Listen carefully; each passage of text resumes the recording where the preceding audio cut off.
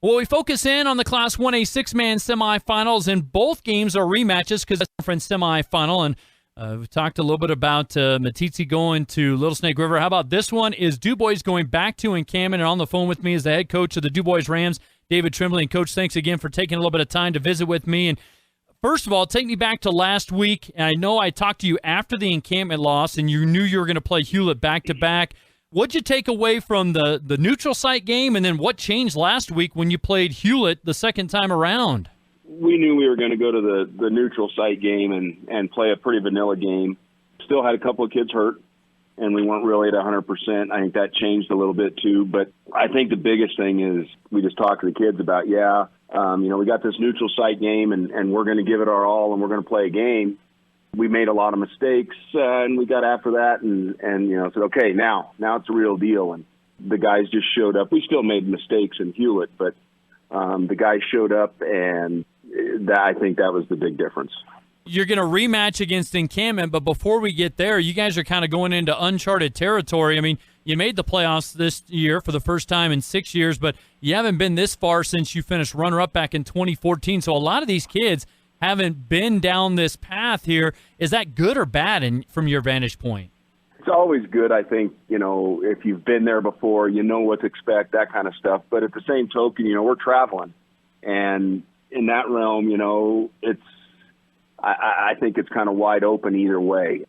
Our coaching staff has been there. We're trying to teach the kids what it's like to be, what we have to do. And obviously, we have to step up. We have to make all these little things we do, just automatic things that we do and keep it simple, blocking, tackling, and making sure we're finishing all those kind of things and finishing the plays and not worry about the big things, but take care of the little things. Well, and I'm guessing that there's kind of a little bit of a fresh excitement getting this far with a postseason run this year versus not making the playoffs the last few years. Oh, absolutely. I mean, as the clock ran down in Hewlett and man, that was a nail biter. But as the clock ran down there towards the end and the boys started realizing what this really meant, you could see the excitement. You could see them jumping up and down. You could hear them. You could hear it in their voices. Their voices were cracking. And so it's an exciting time. And, it's going to be an exciting time for Encampment as well. They get a host and hopefully it's just going to be a really great battle, just like we had last week. And one of us is going to come out on top, and we just got to fight and take care of little things to make sure, give us a shot to be that one. What'd you take away from the first game in Encampment? I know I was there. I saw the game. You obviously lost a player to injury that kind of was in and out throughout that game, and so you weren't 100%. If you're closer to that, what'd you take away from the first matchup that maybe you hope to adjust this time around?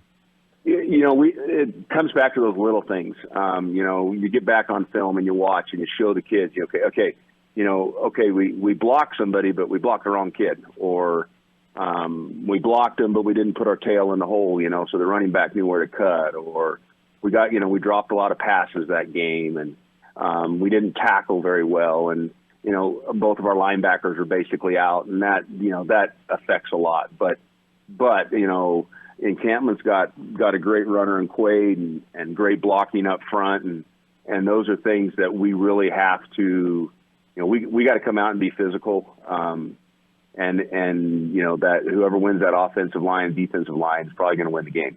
You mentioned being physical. How difficult is that when Encampment's got maybe a little size advantage on you? Oh, I think they got more than a little size advantage on us. But in six-man, speed is important. We're going to have to use knowledge, because obviously they're bigger than we are. We've got some strong kids. They've got some strong kids. But it is, okay, so if you got a kid bigger, then I got to play lower. I've got to play a step faster. I've got to make the right angle cut and so forth. So, working on those kind of things to get ready for a game like this, that's kind of where we're focusing. Well, Coach, I wish you nothing but the best of luck on Friday at Encampment, and perhaps we'll see you next week in Laramie. That would be great, but thank you very much.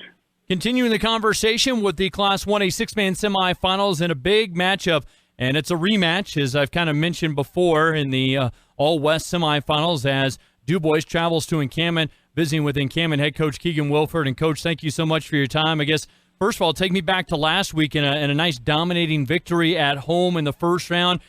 Did that give your team a chance to kind of settle into the playoffs a little bit? Yeah, that first round worked really well to kind of settle some of the playoff nerves that we might have had. And, kind of the nerves, too, of hosting our first playoff game in program history. So it was a great win, and, the boys executed very well.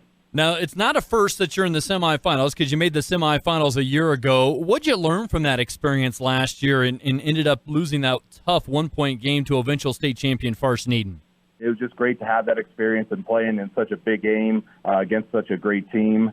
And, that's something that our boys, remind themselves, they remind each other about constantly throughout this last year.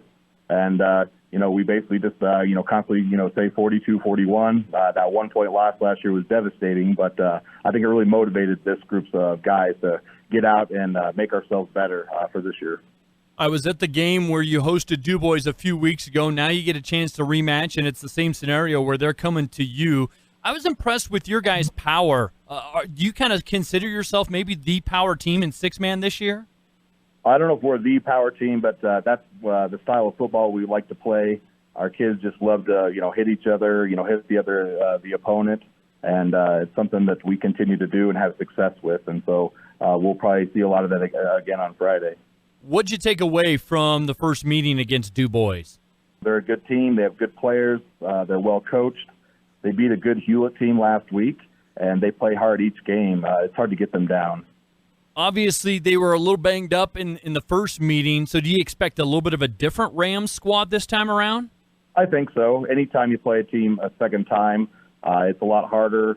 They kind of know some of your formations, some of your tendencies, and so I think it'll be a lot tougher matchup this time around.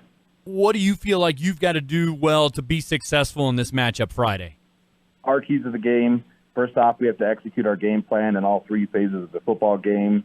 Winning the turnover battle is always really important, and just limiting a lot of our mental mistakes are going to be the keys to Friday.